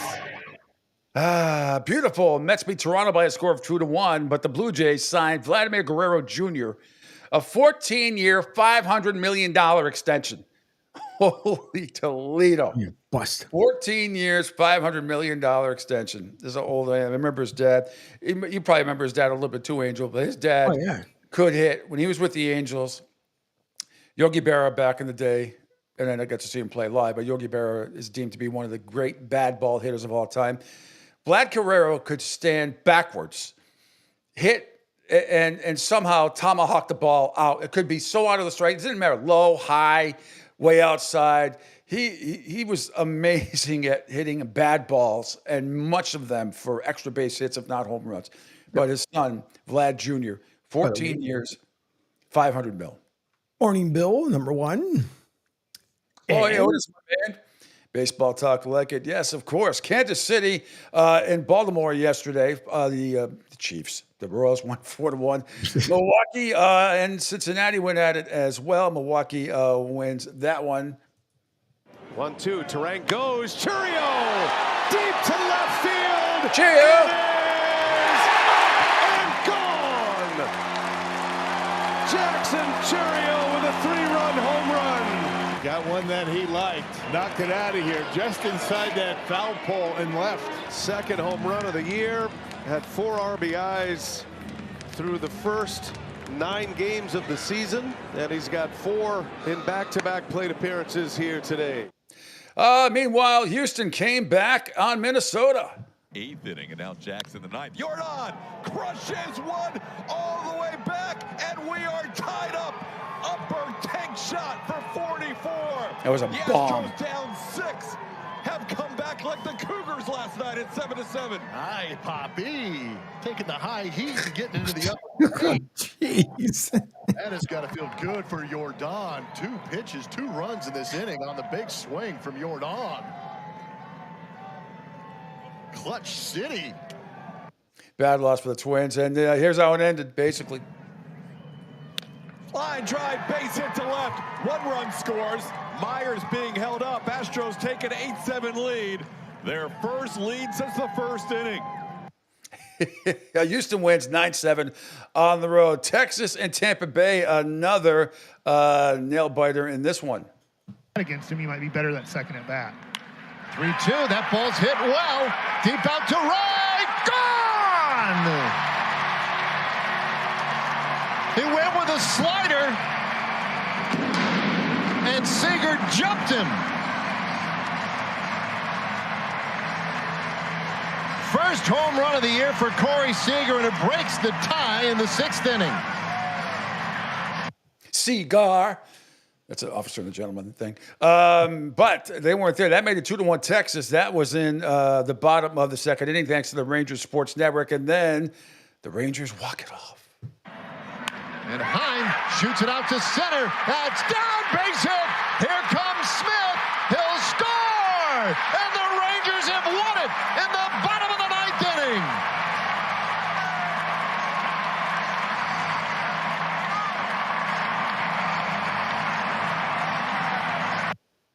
Oh, yes. Colorado clobbered the A's by a score of 12-5. Did you see on Friday's opener in Colorado at Coors Field?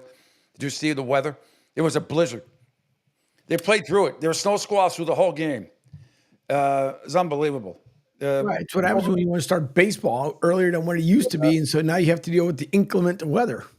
Well, it's not, we've seen snow early on in Cleveland and Coors Field before, other places too. I mean, not to mention ridiculously cold temperature. And if you saw the Red Sox game on Friday and then saw it Saturday, you'd say they play on 2 different planets. I mean, it just was completely different. Even last night, everybody was freezing, bundled up. But who cares when you're hitting like the way the Sox are right now? It's not too bad. San Fran and Seattle, another nail biter in this one. But Mike, Carl Yastrzemski's grandson, Mike, with a big shot here in the bottom of the 4th. Now both teams with 4 hits. Yaz drives one. Deep left field. It is out of here. Boy, did he get some backspin on that, and it's 4-2 Giants. And Yastrzemski with the big hit, and for the first time today, gives him the lead. And that's his first home run of the year, and the Giants have scored 4 times. On a rare day where you see carry because there's not much wind, Yastrzemski takes advantage of it. Yep, Yaz right there, a 3-run home run. It's 4-2 San Francisco, but Seattle will come back and tie it until this. So Polanco is now at first. Dylan Moore goes back to third, and Mastrobuoni goes to right field. So here's Wilmer Flores. And a base hit. And here comes Matos. And this game is over. It takes 1 pitch. And Wilmer Flores sends everybody home. How about that? Yeah, thanks again right there to the Bay, Sports Bay, NBC Sports Bay area. And finally, the Angels and Cleveland went at it. The Angels win 6-2. Harris sucks one left center field. Thomas is back. That one is gone and way gone. Over the batter's eye and straightaway center field. Kyron Paris smokes his 2nd home run. Boy, that is Mike Trout, Bo Jackson territory. That's a blast. Pitch was supposed to be upstairs, was down, and Kyron Paris crushed 2-hit game for Paris today. Wow, that is way out. All right, so looking at the updated baseball standings, we are 9 or 10 games into the season. The American League East, Yankees on top of the Red Sox by a half a game. The Red Sox have won 5 in a row. That ties the Texas Rangers for the longest winning streak. And coincidentally, the Rangers are in first place by a game and a half over the LA Angels out in the American League West. In the Central, the Tigers, first place at 5-4. Nobody else is over 500. Everybody's below 500. So who knows who's going to win that division? Very early on. Over the National League, the Philadelphia Phillies, they have won. They're 7-2. And they're a game ahead of our buddy Jay Flanley's Mets by a game. Mets won yesterday, too. Marlins are hanging in there so far. They're 5-4, just 2 back. In the Central, the Cubbies are on top right now at 7-5 over the Milwaukee Brewers, who are 5-5, so a game ahead on the Cubbies. Again, very early. San Francisco, technically in first place right now. They're 8-1, believe it or not. They've won 7 in a row. They're the hottest team and the Red Sox and the Phillies, I think the three hottest teams in baseball. The Dodgers have now lost one. Phillies win 2 out of 3. They are now 9-2. So there is your update there. Okay, we're going to probably take another break here. Again, more on the, real quick on Vlad Guerrero. 14 years, $500 million contract extension pending a physical. The non-deferral deal keeps the homegrown star in Toronto for the rest of his career, and it comes as the Blue Jays take on the Red Sox. Although I would not be surprised if this game got postponed today because it's supposed to rain tonight at Fenway. But that's where the Red Sox will be entertaining. 26-year-old, four-time All-Star, son of Hall of Famer Vlad Guerrero Sr. had said he would not negotiate during the season after the sides failed to come to an agreement before he reported to spring training. But the sides continued talking and sealed the deal. It's the third largest in Major League Baseball history, behind only Juan Soto's 15-year, $765 million deal, and the Mets and Shohei Ohtani's 10-year, $700 million deal with the Dodgers. All right, quick break. When we come back, final segment today on the Monday. Mick Colagio, one of the great NHL insiders. We're going to talk about Alex Ovechkin and his accomplishment and what Mick thinks about it, as well as some other people. By the way, for the best articles and audio, there's only one source that provides everything you need, 365 days a year to satisfy your sports crave. It's Total Sports Prep, the staff combing through the best articles and audio so you don't have to. Sports and non-sports kicker stories will leave you laughing all day long. To get your free trial of Total Sports Prep, contact them at info@sportsbroadcastingcoach.com. That's info@sportsbroadcastingcoach.com. Total Sports Prep, the name says it all. NHL insider Mick Colagio on Alex Ovechkin next here on the Pete Sheppard Show on the Coastal Sports Network. Hi, folks. This is Gerard Moynihan of Moynihan Lumber, and I would like you to know that our company has been selling Anderson windows for over 60 years. See the complete line of Anderson windows at any of our 3 locations in North Reading, Beverly, or in Plastow, New Hampshire, or at MoynihanLumber.com. Hey, everybody, it's Pete Sheppard from the Coastal Sports Network. Want to tell you about my good friend Lou DiMuzio and his company. Lou is the president and founder of Ace Technology Advisors. They're big-time tech specialists. At ATA, they're able to craft, implement, and manage the best and most appropriate solution for your business. They leverage their industry-leading experience and their portfolio of technology partners to improve your best practices and infrastructure. So you can get a hold of them at 888-599-4223. That's 888-599-4223. Check them out on their webpage, www.acetechadvisors.com. That's www.acetechadvisors.com. Or you can email them sales@acetechadvisors.com. Check out my friend Lou DiMuzio and Ace Technology Advisors. Okay, men, this is your time. Maybe you didn't choose this, but you're here now. You're gonna go out there and be an all-star caregiver. It's up to you. So what are you gonna do? You're gonna go grocery shopping, cook, clean, be there emotionally and physically. You gotta dig deeper. Drive them to physical therapy, doctor's appointments. Don't you forget about the pharmacy. No, you won't. Because that's what caregivers do. Don't give up. Don't ever give up.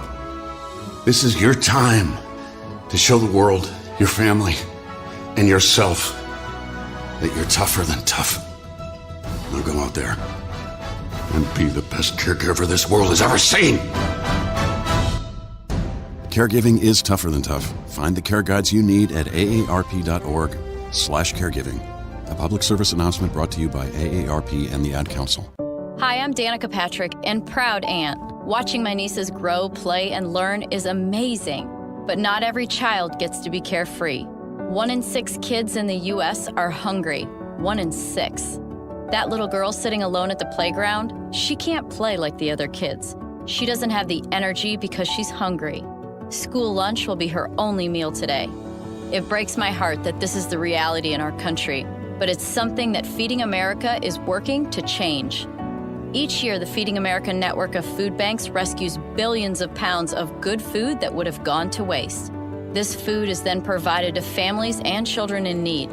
Being a kid should be about using your imagination, learning, and having fun. These children shouldn't have to miss out on simply being a kid because they're hungry.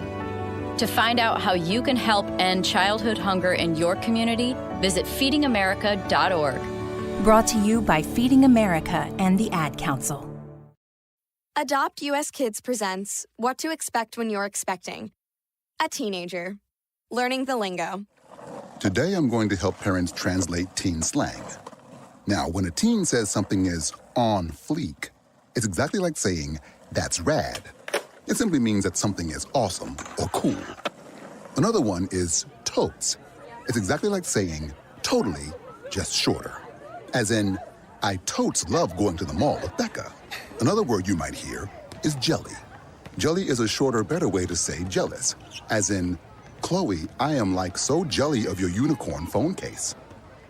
You don't have to speak teen to be a perfect parent. Thousands of teens in foster care will think you're, rad just the same. To learn more, visit adoptuskids.org. A public service announcement brought to you by the U.S. Department of Health and Human Services, Adopt U.S. Kids, and the Ad Council. This is the story of a very special woman. In a matter of seconds, she turned herself into a great mathematician or an entrepreneur.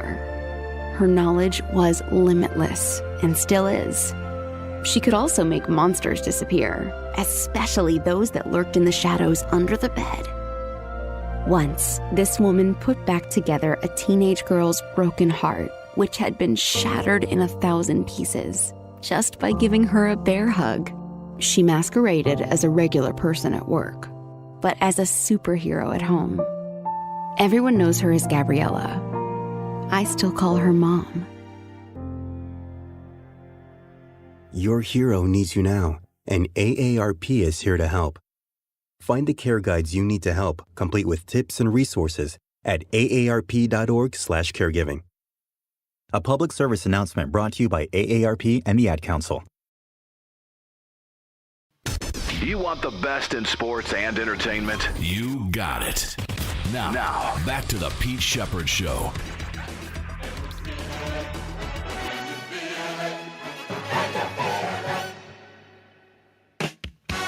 Into his own zone there. So no, he's just trying to find his seam and know that, hey, I'm going to try to force it to him if he's open. Here is Ovechkin. Shoots. He scores! He scores! Number 895! You know, I should work for MTV and be a sports music video coordinator. I'm great at picking out songs that fit the moment. Congratulations to me. Congratulations to Mick Colaggio joining me twice. Back-to-back shows. Just like you putting up a triple-double. Unbelievable. Mick Colaggio, and the great NHL insiders of all time. And by the way, that is one of the Jacksons. I think that's my favorite song ever by them. It is a good video, too. Anyway, Mick, good morning. Can you feel it? Can you feel it? Can you feel it? Duncan Dad, good morning. Rainy and cold weather in the Northeast, 37 degrees. Yes, I have no doubt about it. No doubt about it. That's why the Red Sox get rained out today. Mick, how are you? Good morning. Thanks for taking a few. Always happy to do it, Pete, as nothing's more fun than looking at those palm trees behind you. Well, it has been marvelous weather, I must say. Angel has been trapped in Amalie Arena in Tampa the last few days covering the women's Final Four, but I have been enjoying another beautiful day here in Southwest Florida. And it is looking like cold and rainy up there tonight, right? I mean, for Red Sox Toronto, before we get into hockey, it's looking like not good. It's pretty murky. It's been gray. And right now we're showing 41 in Wareham, Massachusetts. Oh, I'm literally about 5 minutes from the Bourne Bridge. And we're going to take all day long to peak at 41. And well, what's it going to be tonight at 6:35 at first pitch, allegedly, if it's not raining? Well, let's see. Let's try Beantown, shall we? It's a little cooler there. So slated for 39. I should say sleeted for 39. And it'll feel like 20. Yeah, and it's going to be at 6 p.m. It'll be 50. It'll be waning though. See, It's 70% chance of rain at 5. It dips down to 57% at 6 and 51% at 7. And then sunset is 7:17. And that's for all you people in the right field grandstands. 8 p.m. as if we're going to see the sun today. You're not going to see the sun. You're not going to see the Citgo sign. It's going to be so thick. 8 p.m., 45%. And then it's gonna spike back at 9 in case this game goes a while, in case they have to go through the whole pitching staff. If they empty the bullpens tonight, you'll really be feeling it. Well, if they do wheel layers. If they do on Saturday and let the fans come in for 2.5 hours and then just buy shit and then call the game. I can't stand when they do that. They're not the only team that does that. But they knew what they were doing. They did. I was sitting here going, there's no way they're getting that game in. And that was 9 o'clock in the morning for me. I kept telling people, don't go. You probably play a day-night doubleheader set. Anyway, they're red hot, but we digress. Islanders jumped out to a 2-0 lead yesterday. I'm watching it as I'm watching everything else in sports. And then I was watching live when it happened. I thought he would score. I thought the Capitals would actually win the game yesterday, but they didn't. But nevertheless, what a moment for Alex Ovechkin, Mick. I mean, it was goosebump-esque-ish for me, watching it. And somebody made a great comparison to when LeBron broke Kareem's all-time record. He just kind of like, look at me, look at me, look at me. I loved the Ovechkin celebration, and I loved it. Everybody cleared the benches. It was great to congratulate him. What were your thoughts as it was going on? I was really happy for him. I was happy for the whole Capitals team. That team, since they won the Stanley Cup in 2018, they basically went downhill faster than the Boston Red Sox. They had injuries in the core of their team. Nicholas Backstrom's career was practically over. Evgeny Kuznetsov, who finally became a playoff impact player, his issues and his career went away or got compromised and, was never really consistent after that. And then he was gone. That team had been through so much deterioration on the roster, and those fans in Washington, many made the pilgrimage to Long Island for this event. Yeah. It sounded like the game was in Landover. It had that echoey old Landover sound when he scored. Back in the day. It was actually kind of cool that Ovi finally did this. Now, I'm going to preface this because people think I'm a party pooper, a killjoy, that I don't like OV, or that I'm like Glenn Saban and don't want a Russian to have the record. None of the above is true. What I'll say is that I hope that he doesn't quit if the Capitals go and win the Stanley Cup now and he retires at 40 or whatever he is now. I hope he doesn't, because you're going to wake up one day and realize that the playoff goals should count, and that Gretzky has 50 more playoff goals than he does. Mm-hmm. That his total really is 50 shy of Gretzky's. So he broke it, so he's 49 shy of Gretzky. He needs 50 goals to break Gretzky's all-time goal-scoring record if you count Gretzky's playoff goals. And hell, I think they're more important. So in my mind, a career milestone, I know Hank Aaron broke Babe Ruth's record, that those were not World Series home runs. Those were regular season home runs. I get it. I know why these categories have lasted, but nobody's going to convince me this morning that the world is flat. I'm sorry. As far as I'm concerned, it is fundamentally absurd, ridiculous, and I can't think of it any other way for the rest of my life that Gretzky has scored the most goals, because the playoff goals count. In my brain, they count. I knew the NHL was going to do this. You can't stop it. I'm not going to sit here and act like a spoiled brat, whiny little kid over it and try to kill anybody's joy over it. But I sure hope he keeps going so that he can really get the record. He can really get it. That's a great point. But it is. It's a great point. A lot of people don't. He has to play another season. He ain't going to do in the playoffs this year.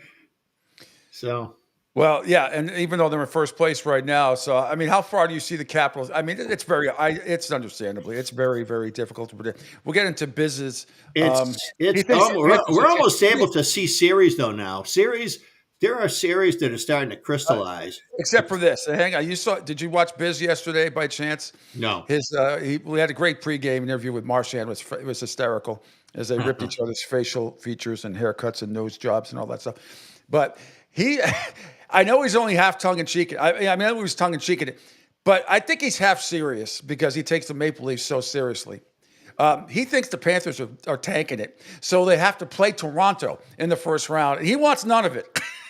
I think that's funny, but it also doesn't make any sense because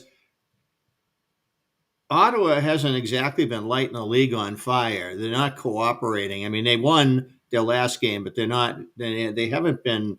What are they in their last 10? Well, 6-3-1, better than I realized. They lost 2-1 yesterday. Yeah, I don't think Florida's tanking. I think Florida's going through what a team goes through that's been to the Stanley Cup final 2 years in a row. If the Washington Capitals, nobody likes to talk about this in Washington. Here comes the killjoy again. But the reason they finally won the Stanley Cup is that they got to play the Penguins after they'd won the Stanley Cup 2 years in a row. Who else has done that since the 98 Red Wings? Who else has done that in the Cap era?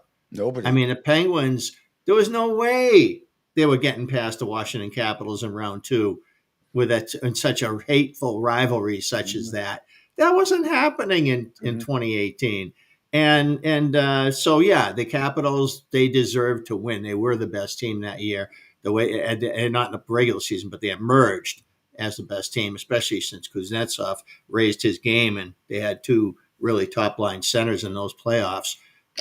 That's how they got there. So I'd say that that's funny, but you can't control this stuff. These teams are just trying to get themselves ready, trying to get themselves, feeling good about their game as they go in. And it's musical chairs right now between Tampa, Florida, and Ottawa. Okay? So the Lightning have 2 points and a game in hand. Right now, Toronto's on top of the Atlantic right now. They are, and they're hot. They're 8-1-1 in their last 10. So, they got 6 left. Florida's only got 5 left. They're not catching the Leafs. So they're not going to win the division. So if they play, if Florida plays Toronto, it's going to be because they sank below Ottawa, and not because Toronto fell. So could Ottawa catch them? I guess it's conceivable. 5 games. It really depends on who they all play and where the games are and all that stuff. It's conceivable Toronto could play Montreal possibly in the first round. Wouldn't that be funny? Wouldn't that be amazing? Toronto, as they lose in dramatic fashion in Game 7, as they're up by 3 goals in the third period, and then the Canadians win. I mean, that doesn't matter who the Maple Leafs play. Ole. Yeah. But could they play Montreal? Could it work out? Would they play Toronto, Montreal play in the first round? I hadn't given that any thought, but actually, Montreal's not going to catch. No, that's not going to happen. The Canadians are going to play the Capitals because the divisional playoff. Yeah, I'm looking at the standings. The top seed plays the second wild card. Yep. The second seed, which would be the Maple Leafs, I think, unless Carolina catches them, it's only 2 points, would play Ottawa, or as Biz suggested, Florida. So, yeah. By the way, speaking of that, the NHL app was slow to put the E's next to Philadelphia and Boston for eliminated, but it's also true of Buffalo and Pittsburgh, and they don't have the E next to them on the phone app. I see. I'm looking at the ESPNs right now. In Pittsburgh, Philadelphia, and Boston, obviously eliminated. Buffalo, they don't have them eliminated yet. Well, okay, so Buffalo has 6 games left.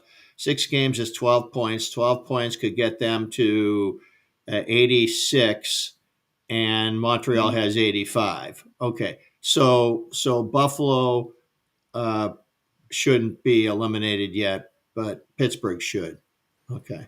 Yeah, and then over in the West, Anaheim, Seattle, Nashville, Chicago, and the Sharks all have been eliminated. Yeah, that gap really, it's Anaheim was the only team in that group that looked for a while like they might make a push. And at the end of the day, they're not quite there yet. But that's a coming team. Watch out for the Ducks. They're going to be a really good hockey team going forward. They've been tooling to grow, develop, and win, and it's coming. And that's going to be a good team there. There's some meandering teams there that I think they're going to leapfrog and get into the playoffs next season.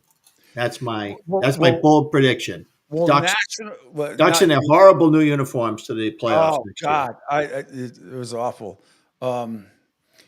What about we talked about St. Louis Blues, and they've won 12 in a row now since last we've spoken. And what are the national? Are they going to be overrated heading into the postseason because Jim Montgomery, who took over after getting fired for the Bruins, and we talked about this a little bit on Friday, but I think it's worth mentioning again.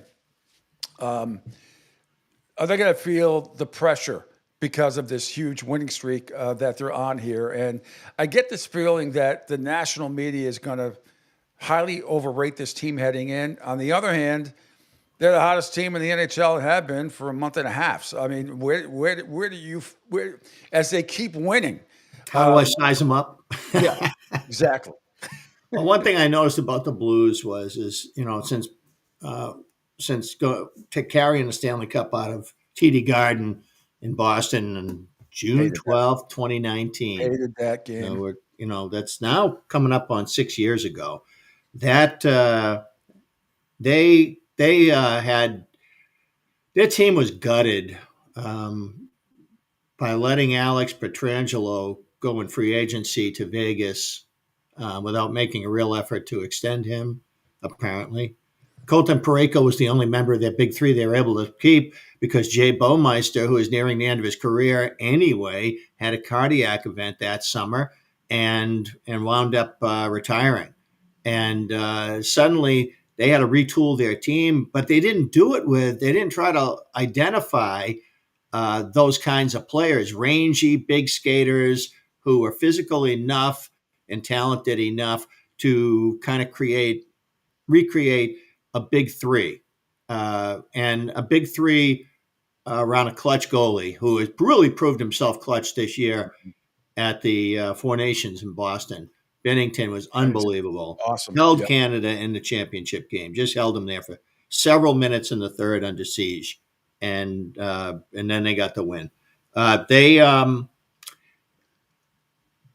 think they've tried to inch back toward that fabric to their team. By the way, he's won 10 in a row. Billing himself has won 10 in a row in them. The other thing is they're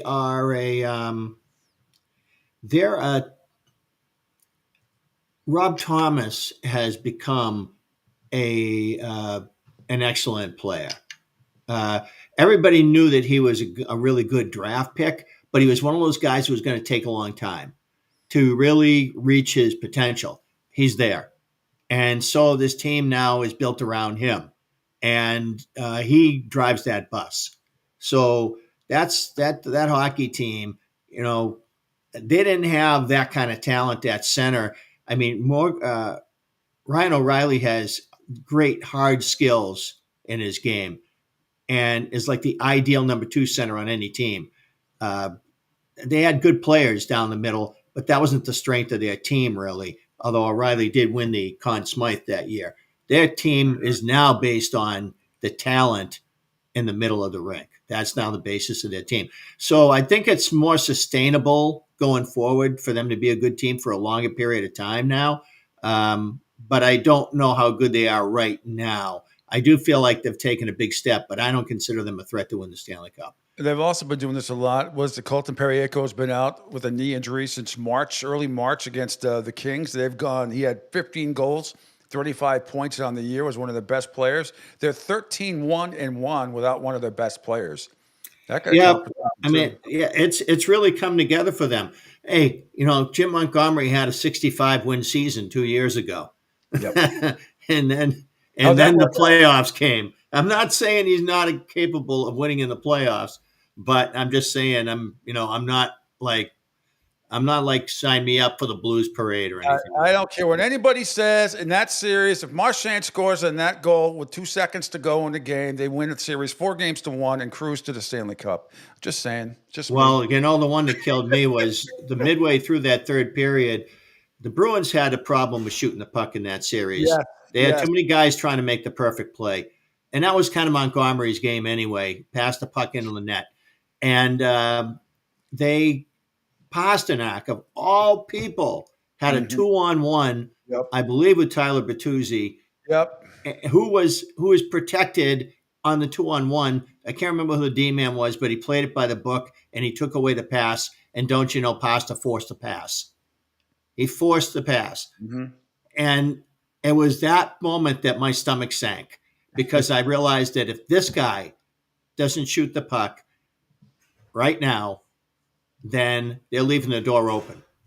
And the Bruins didn't have enough of a forecheck in that series to discourage Brandon Montour from coming back with a tremendous individual effort with about a minute left in Game 7 to tie that game. He could do it because the Bruins didn't. The 2011 Bruins would never have let that happen, because Brandon Montour would have been limping up the ice. Yeah. He would have been destroyed by then. And that's what the Bruins lacked in that season. That was the one fatal flaw of that team, is they didn't have a punishing forecheck. They didn't physically get there and make it hurt. Two-part question. Did you ever think Gretzky's at least regular season goal record? Nope.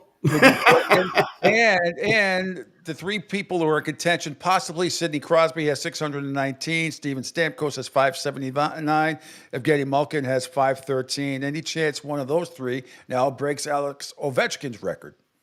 Yeah, I don't know. To me, it's got to be a younger player. I don't know if maybe like I look at guys like Austin Matthews and just see what tremendous knack he has for finishing. He can score from anywhere. He can shoot lasers from 40 feet. He's got tremendous hands and coolness around the net. He can put it in any which way he can. If a guy like him is probably the only way I see anybody who plays now being that kind of a He's just on the wrong team. Yeah, he is. I'll tell you, they are the pre-2004 Boston Red Sox. They are. That is the Toronto Maple Leafs. Put what you said in perspective. Stamkos As we say in Canada, the Toronto Maple Leafs. Put in perspective, Stamkos is the youngest at 35 years old. He needs 315 goals just to match Gretzky's 894. So that would mean he'd need over 50 goals per year for the next 6 years to get within striking distance. Nope, not going to happen. No, I'm not. I'm not on the steamer train there. I just don't see that happening. Draisaitl just got hurt, unfortunately, but Draisaitl isn't very much. He's the closest thing in the league to Austin Matthews. Connor McDavid, maybe. No, I don't think Connor McDavid's game. I feel like too much of his bandwidth and energy is used to drive the bus, to carry the puck, to create. And as much as he can score, I feel like he's more like Bobby Orr as a centerman than he is a Phil Esposito. So a guy who's just a total artist at putting the puck in the net. I don't feel like that's McDavid as much as he is the athlete who can get the puck from his own end onto a teammate's stick or his own and make a play that wins a game. That's McDavid. These guys are just tremendous craftsmen with the finishing touch, and I feel like there's the 1980s. We had a lot of those. Charlie Simmer, I mean, just had a lot of guys who had that ability to just freaking flick their wrists from anywhere around 12 feet or something, and it's in. Has there ever been anybody more in the right place, right time in the history of the league than Charlie Simmer? I mean, you talk about quote-unquote garbage goals. I mean, he was a great player, but man, oh man, was he just always – I can't – see them all in my head, how many empty nets he had by just, rebounds and, just wide open, crazy stuff. Well, if everybody could do it, he wouldn't have made the league because he was a That's slow true. skater. Yeah. But by his own admission, he was 0 to 60 in 15 minutes. Yeah. But yeah, so it's hard. It's hard to imagine. I couldn't imagine Wayne Gretzky breaking Phil Esposito's season record. But in 81-82, he goes and scores that goal, breaks his record, and finishes with 92 goals. Yep. It blew my mind. Mm-hmm. At that point, you had to consider the possibility that Gretzky might score 100 at some point in his career. Yep. Of course, this is now his third NHL season, his fourth pro season, and he never matched that total. Brett Hull, famously, with Adam Oates' help, his assists, came within 7 goals of that. What do you got? 86 or 85? Yeah. So, there've been some pretty prolific seasons along the way here.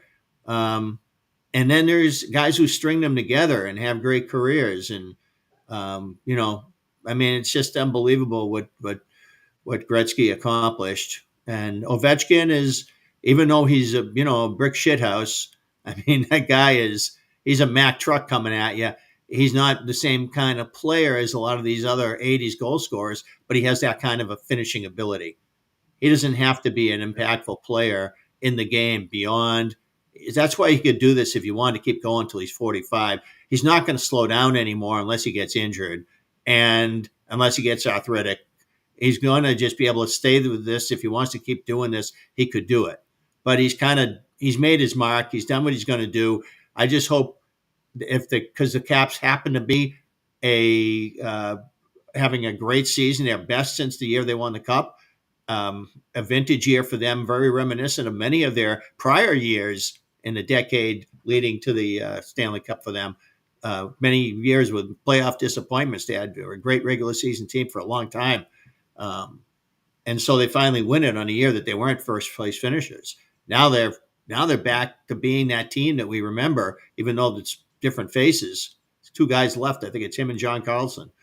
And lastly, before I let you go again, the great Mick Colagio, a guy I don't think gets talked about enough because the organization he played for sucks.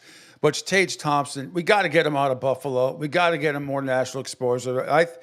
I'm not going to say he's underrated. He's underrated as far as getting the proper credit he deserves. He is fucking awesome. I love watching that kid play. How do we get him out of Buffalo? I forget what his contract is. I can't believe he's been playing 7 years with that pathetic organization. Got to get him out. Got to get him out of there. Well, you know what? The Sabres have not yet ruined Rasmus Dahlin.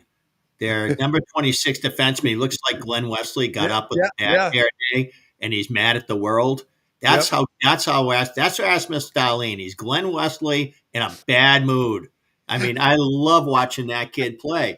So Thompson. He missed the open net too in game 1 of the finals. Thompson, Tuck, and Dahlin seem like the three. The Crows are circling Buffalo, somehow hoping that they would make a terrible mistake and get rid of one of those players. To me, Dahlin is their best player. But you're right. Thompson's a star. And, I'm not sure what it's going to take for them to turn the corner here. But the Buffalo Sabres have fed the league a lot of good talent. I just feel bad for that kid because he's just an awesome, awesome player. Mick, man, thanks so much for taking a few. I love your perspective as always, not only on Ovi, but the rest of the NHL. That's the record. Yeah, I hope he can do it. Yes. He only needs 49 to catch Gretz. We can't wait for that day. And that day may never come. I'll call upon you to do a service for me. Don't retire, Ovi. Don't retire. You heard it. Mick says, stay in school. Stay in the league. That's right. All right, buddy. I'll talk to you soon. Take care. Mick Colagio, rinkwrapmc.com, one of the best NHL insiders in the country. Angel, before we go, I feel that we must, and I believe this is fairly new, as we head out of here, and I'll come back for a quick recap, but it should be right under the show. Our buddy Josh Prey, our famous comedian, you might have to talking about the Gators and chance to win the Natty tonight. Here's our good buddy, Josh Prey from Immokalee, Florida, originally. Y'all tired of seeing me on y'all like mobile phone because y'all probably watch these videos from your mobile phone. I'm sorry. If we lost, you wouldn't see me on this like this. You'll see me in some other depressed state, but you ain't been able to see me in a depressed state because we keep winning. W-I-N-ing. We keep doing that. What's War Eagle spelled backwards? I don't damn it know. You know why? I don't care. You know why? Because we are winning. We going back to the championship. Get that on the shirt, championship. Like when the announcer said the championship. Trademark say Josh Bray said it. So Josh, act like you've been there before. Stop yelling, Josh. This is our 4th time going to a national championship game. I don't know how to not feel about my team going to a national championship because we going. I'm sorry, Auburn. Y'all fought well. Y'all did the same thing everybody been doing all March Madness. Y'all put y'all nuts together and y'all crossed them on us. Uncross them. Pee freely. Go be free. Spread your balls and fly away from the national championship because we going to the damn national championship with a coach that look younger than one of them Tim the two-man Taylor boys on Home Improvement. That man look like he 12. That man look like he got access to mama permission. Mom, can I go coach the national championship game? I know I look 17, but can I go? Yes, you can go, because you a winner, son. Shots out to Walter. Shots out to Walter. Shots out to... I don't know how to... H-A-U-G-H. That's your name. I just feel invigorated. I feel super invigorated. I feel so good. I can sing a song. Okay. And there was only one from the SEC. You wanted us to lose, but we keep winning. The Gators going back to a damn national championship. Go Gators. And the reason I'm so excited because when the basketball team, the football team win, when the football team know they gonna win and the baseball team play well, we might be back to back.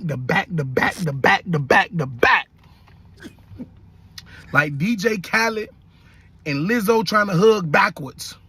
We back to back like Roseanne in the 90s and Carl Winslow hugging backwards. We back to back. Carl Winslow.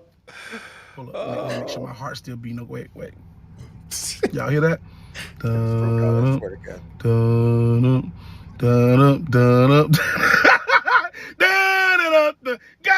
Gators! Come on, Gators! I'm sorry, Josh. Be more humble. Be more modest. Because what if y'all would have lost? Ain't no what if we would have lost to Auburn because we didn't lose. We won. Put this all over your timeline, Gator fans, and annoy your friends that ain't going to a national championship. My name is Josh Bray. Left under right, do it right, or we gon' fight. I said it's great to be a Florida Gator. I said it's great. Ooh, Lord. Go Gators. Yeah. Oh, that was awesome. That was awesome. Can you imagine watching the game with him? That would be a blast. Oh, forget about it. Somewhere like at a Buffalo Wild Wings or somewhere else. Man, it would be a great time. I don't know if he's in San Antonio or not, but if he is, look out, because that could be unbelievable. All right, Angel, go get some rest. I want to thank Mick Calagio. Tomorrow, another great show lined up. At least Dave Flandling will join me at 8:30. We'll recap the men's championship, be some NFL news. By the way, NFL season workout programs begin today for the Patriots, the Jets, and the Bears, and tomorrow for the Raiders and the Jags. So we'll get more into that as well. Angel, great job covering the women's Final Four. Go take a rest, and we'll talk tomorrow at 7 a.m. right here on the Coastal Sports Network. See ya!